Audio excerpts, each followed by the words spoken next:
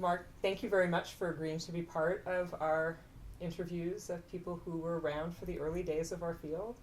And can you tell our viewing audience a little bit about yourself and how you played a role in the early days?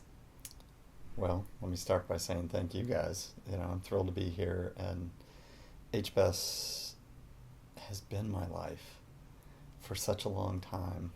And yeah, it's such an amazing group of people. Really been very lucky to have been part of it. In terms of my history, I grew up outside a lot, and I loved turtles. And I remember as a very little boy trying to figure out the question of how these different species of turtles got to be different. And I was very lucky in that one of my relatives, my great aunt, was fond of taking me to the Natural History Museum in Ann Arbor. Was born and grew up in Ann Arbor, Michigan, so I was kind of doomed from the get-go. But, there was a distinct point at which, it hit home that there was change over time, and that these different species of turtles got to be different because they had been in environments and then they were selected for the attributes of being a soft-shelled turtle with its cool long neck and hard shells and other species. And so that was kind of my early days, and then a little bit of adolescence. I had the super good luck to be in a wonderful family, and had 3 brothers and had a sister.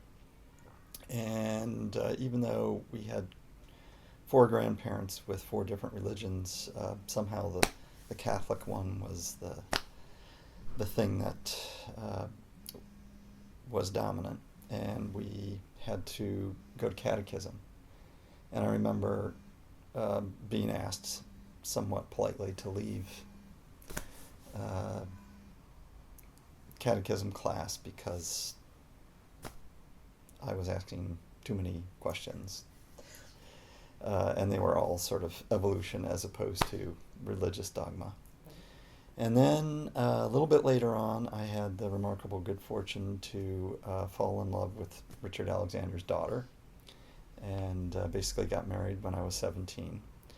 And that led to a lifelong relationship with Dick that has just been so great. I really lucked out there big time.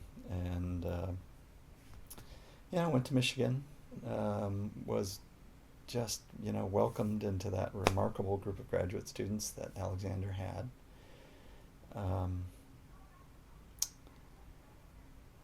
Went away chasing, I was going to go to medical school, but sort of got talked into postponing for a year, and I wanted to take this class by this guy Chagnon called Tribal Warfare. And finally, my senior year, I was set to take the class, and of course he left and went to Penn State.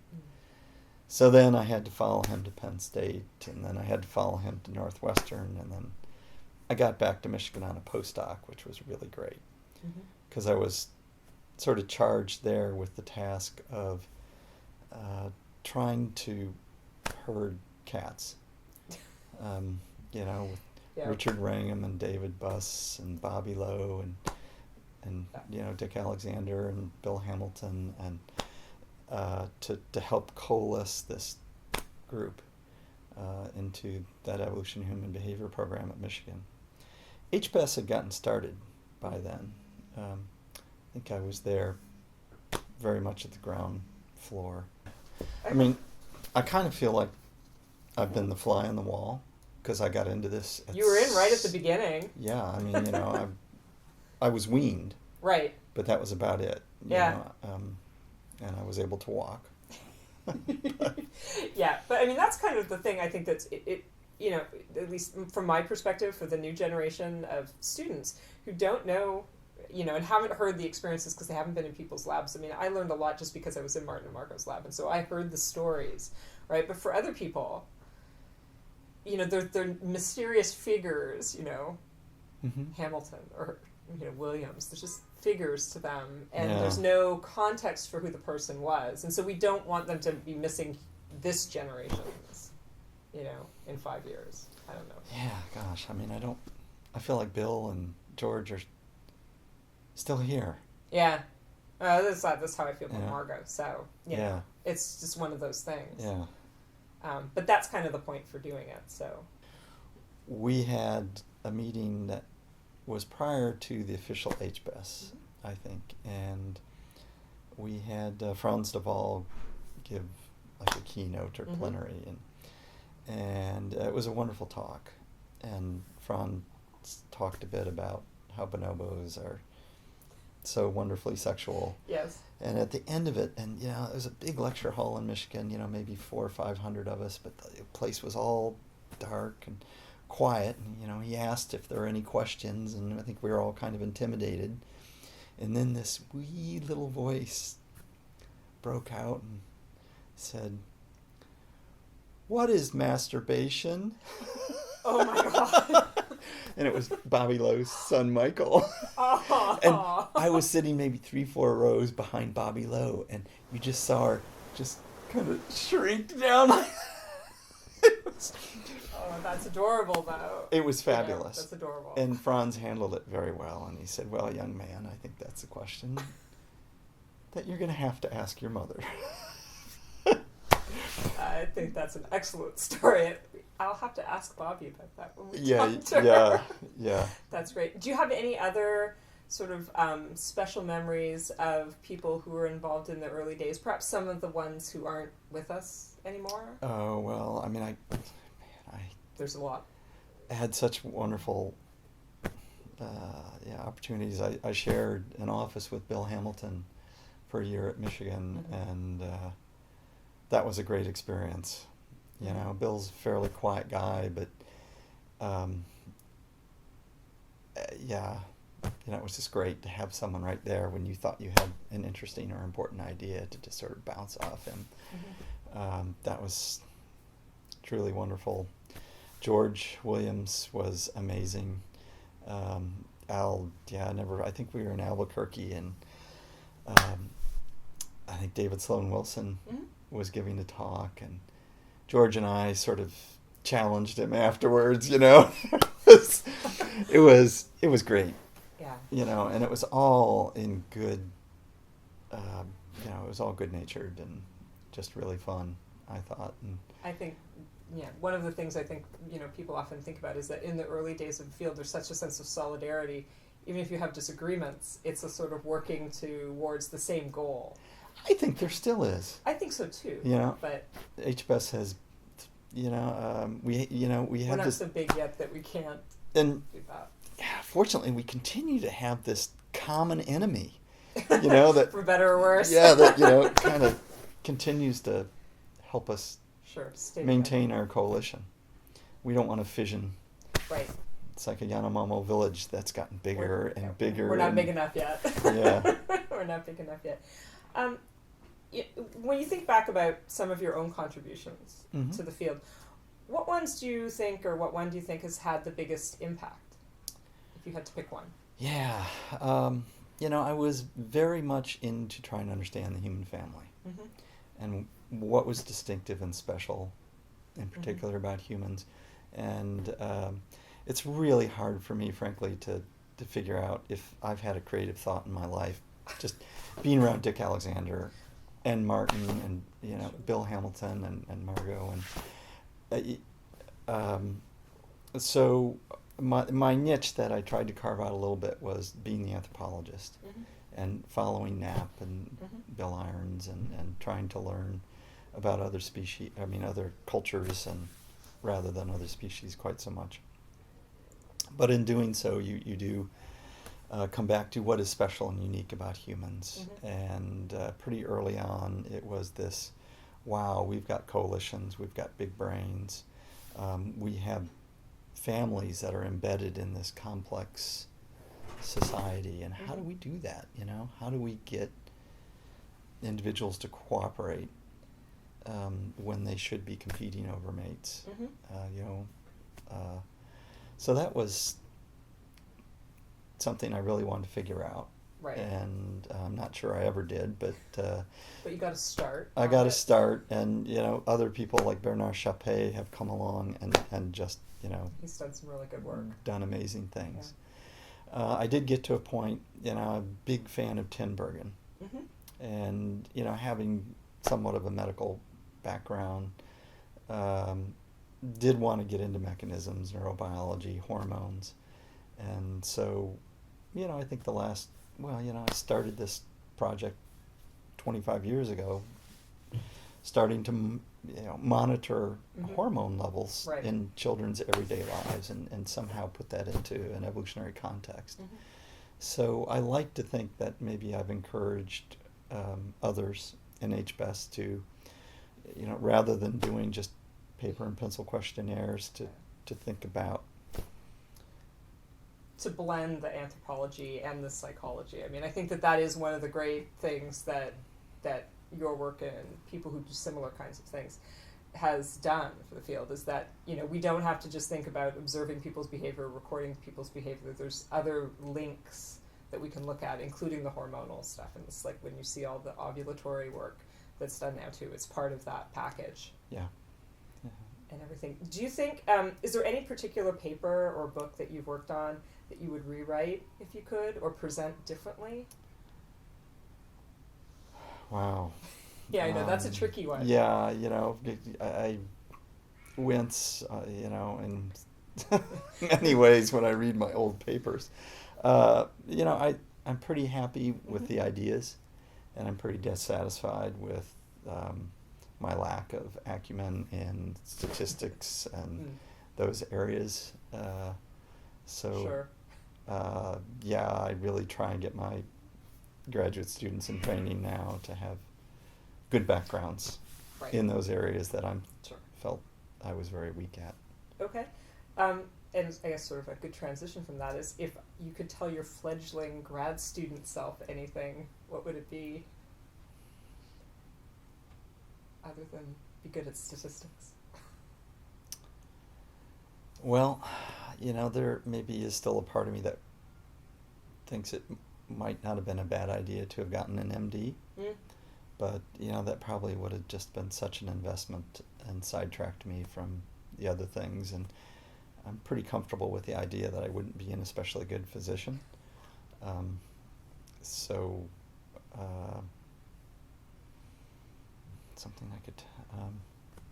I think it can be a challenge sometimes to think about that, because especially if you think you have made the right decision, right? I mean, if you could do it all again, you pretty much do it the same way. I really the experiences that you had were such good ones. Yep. It's like, if you changed that, you wouldn't have walked that same path. So you would have ended up in a very different place, even if you ended up in the evolutionary field after the med school. It would have been a different place in it. I've been unbelievably lucky, and so to rewrite history in that way, I think would be,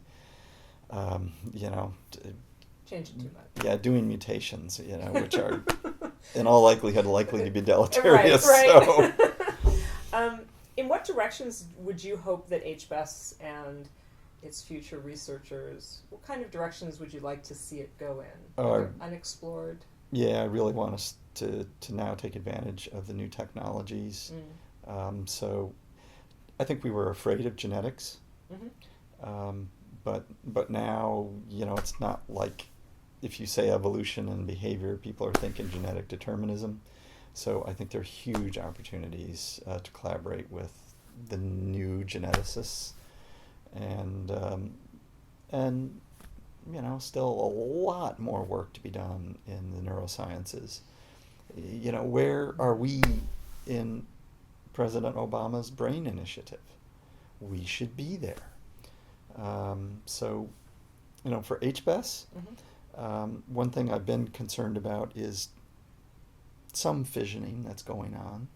So, in terms of organizational issues, I really would like to see HBES work harder to be at least the umbrella organization that a lot of the new or splinter groups,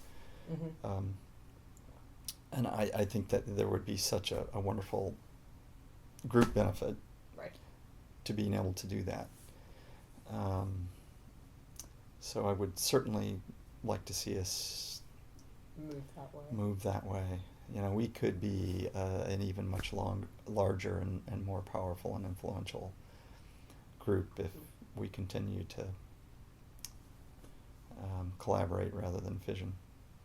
I think that's a very good point. Because I've even seen, you know, not just the current sort of state of things with so many splinter groups, but even the divisions that we had at one point between the psychologists and the anthropology part. I mean, there's so much better when you use both techniques and deal with both perspectives, but certainly I think it's always a challenge to get everybody on the same page sometimes for that. But I think you're right, it's what we want to do in the end, you know. When you're thinking about things that you would like the next generation of HBESers to know, is there anything that we haven't talked about that you would want people to, I guess, have an understanding of, maybe from the early days of the field? I think one of the things that we often talk about is that the younger generation today doesn't appreciate some of the struggles or the challenges that people had in the early days of the society. And I know in some ways, being at Michigan, you probably didn't have some of the same challenges that somebody might have had who didn't have a supportive or well-known group of people. But is there anything that you think is sometimes underappreciated or forgotten today that was important back then? Well, the nice thing about back then was there was such opportunity.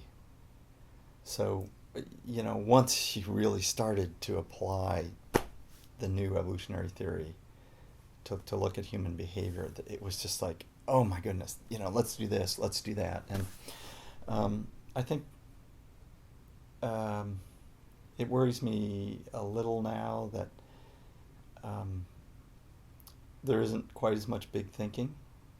So, you know, I would really encourage, you know, continued big picture, big idea, you know, really push the envelope. This is an area where creativity, I think, has just been really rewarded. So, yeah, I would encourage that. It's hard. I mean, the job market is so hard. And the time frame, too, for, it's just such a different world. You know, when I was a graduate student, you know, to get a job, you didn't have to have a half dozen or a dozen publications, you know, including some in science or, you know, so it's just crazy that way. And, you know, the time frame for getting tenure, too, it's like, you know, I'll introduce Chagnon. And, you know, there's an example of someone who, you know, invested so much time and wasn't putting out minimal publishable units.